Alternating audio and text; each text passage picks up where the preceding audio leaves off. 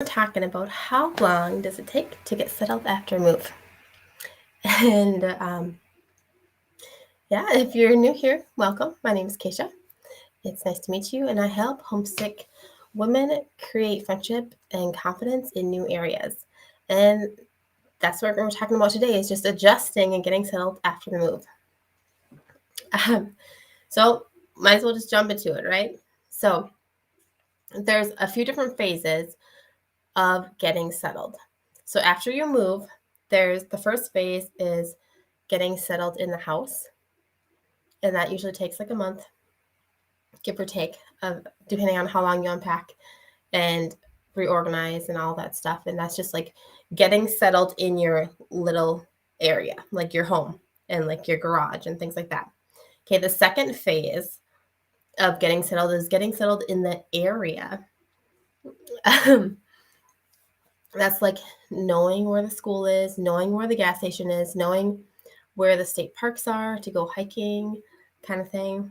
Um, there's lots of different places to. You just kind of got to figure out where all of those things are. The third phase is which the phase that my family is in right now is um, finding out the routines and the traditions of the area. So, for example, one thing that we're working through right now is the school in our old area used to send home lots of community event flyers.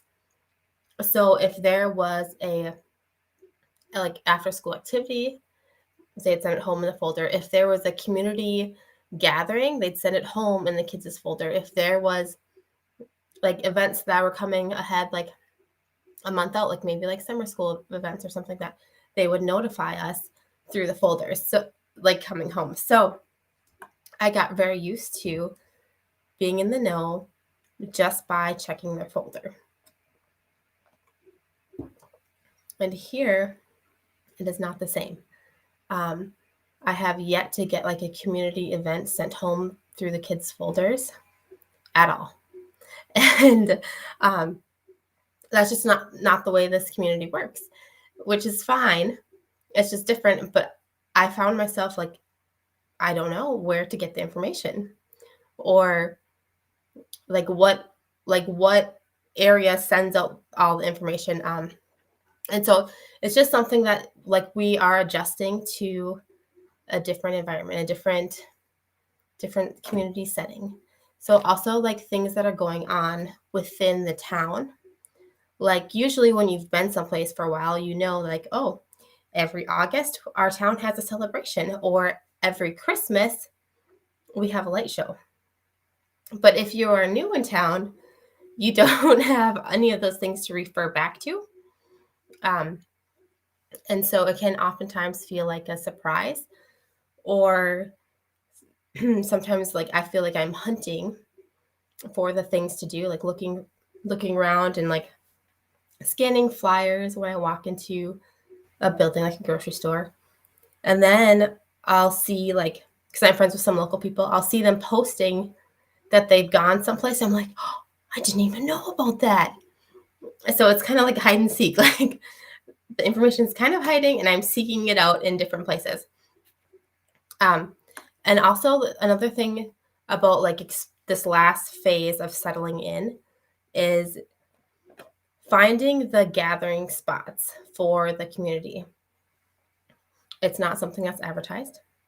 Um, like in Williston, the gathering spot that I found where the moms would hang out was at this is like an indoor playground linked to a coffee shop, linked to a church, and they had this like big like just kind of hangout section in the middle, and where you could like look through the glass walls at the playground, and so the moms would drink coffee and like hang out there while the kids are playing.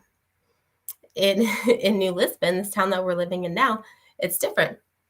There's not really a hangout spot here yet, but like I found there's some local people who hang out at the coffee shop. And I'm slowly finding different places where the local people are gathering. So you can meet more people, right? So there's lots of different or mainly 3, but like, I mean, they go in different kind of like, I don't know how to say this. I want to say sections, but like they transition differently sometimes in different areas. But there's 3 main sections to settling in after a move. So if you found this helpful and want more information, there's more info in the guide section at Homesick to Happy Mom or Homesick to Happy Movers. And if you are not interested, that's totally fine too. So I hope you guys are having a great Monday.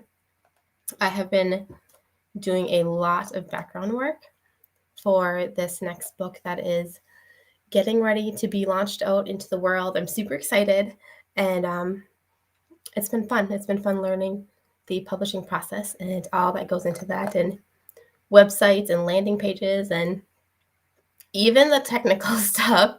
Like I didn't know I feel kind of dumb saying this, but how to get an IEN number.